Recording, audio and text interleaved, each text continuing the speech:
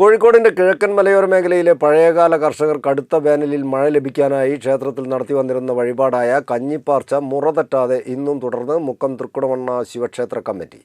March 31 ആരംഭിച്ച കഞ്ഞിപ്പാർച്ച April 13 ചെറിയ വിഷുവിന് സമാപിക്കും. 1000-ഓളം ആളുകളാണ് ഓരോ ദിവസവും കഞ്ഞി കുടിക്കാനായി ഉച്ചയ്ക്ക് ക്ഷേത്രത്തിലെത്തുന്നത്.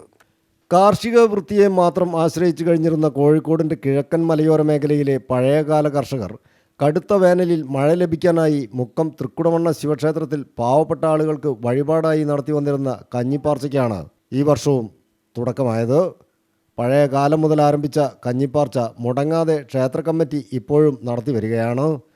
ഇപ്പോൾ സ്പോൺസർഷിപ്പിലൂടെയാണ് കഞ്ഞിപ്പാർച്ചയ്ക്കുള്ള പണം കണ്ടെത്തുന്നത്. വിവാഹിതരായി ഏറെക്കാലം കുട്ടികളില്ലാത്തവർ സന്താനലബ്ധിക്കായി ഉൾപ്പെടെ ഈ വഴിപാട് ഇപ്പോൾ നടത്തി വരുന്നുണ്ട്. നിരവധി ഭക്തജനങ്ങൾ, മുക്കമങ്ങാടിയിലെ വ്യാപാരികൾ, ചുമട്ടുതൊഴിലാളികൾ ഉൾപ്പെടെ ജാതിമത ഭേദമന്യേ 1000-ലേറെ ആളുകളാണ് ഓരോ ദിവസവും കഞ്ഞി കുടിക്കാനായി ക്ഷേത്രത്തിൽ എത്തുന്നത്. കഞ്ഞിയും പുഴുക്കും ക്ഷേത്രത്തിലെ പ്രസാദമായ പായസവും മലരും ശർക്കരയുമാണ് കഞ്ഞിപ്പാർച്ചയിൽ നൽകി വരുന്ന വിഭവങ്ങൾ. പഴയ കാലങ്ങളിൽ കൃഷിയെ ആശ്രയിച്ച് ജീവിക്കുന്നവരാണല്ലോ ഭൂരിപക്ഷം ആളുകളും. അപ്പോൾ അന്ന് കൃഷിക്ക് വേണ്ടി മഴ പെയ്യാൻ വേണ്ടിയിട്ടുള്ള ഒരു നേർച്ചയായി വഴിപാടായിട്ടാണ് ഇത് തുടങ്ങിയത്. പിന്നീട് ഇപ്പോഴും അത് തുടർന്നു പോരുകയാണ്. പിന്നെ പല ആളുകളും കുട്ടികളുണ്ടാവാൻ വേണ്ടി അങ്ങനെയുള്ള ഓരോ വഴിപാടുകളും നേർച്ചകളൊക്കെ ആയിട്ട് ഇത് തുടരുന്നുണ്ട്. അപ്പോൾ ഓരോ വർഷവും ഈ വർഷത്തെ ബുക്കിംഗ്, അടുത്ത വർഷത്തേക്ക് ഈ വർഷം തന്നെ ബുക്കിംഗ് ഇവിടെ പണം അടിച്ചിട്ട് ഓരോ ദിവസത്തെ കാര്യങ്ങളും ഓരോരുത്തരുടെ വകയായിട്ടാണ് ചെയ്തു പോരുന്നത്. ഇത് 14 ദിവസമാണ് ഈ ചടങ്ങ് നടക്കുന്നത്. ദിവസം 1000-ഓളം ആളുകൾ പങ്കെടുക്കുന്നുണ്ട്. കഞ്ഞി കുടിക്കാനായി എത്തുന്നവർക്ക് കഞ്ഞി വീടുകളിലേക്ക് കൊണ്ടുപോകുവാനും നൽകുന്നുണ്ട്.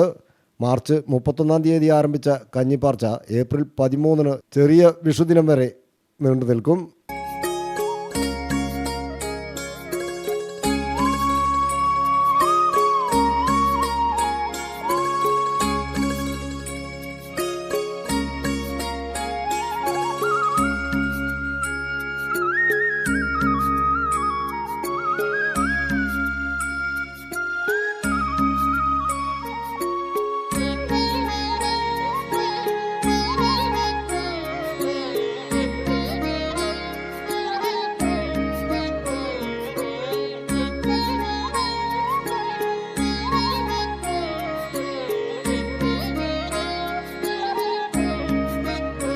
News bureau, Mukkam.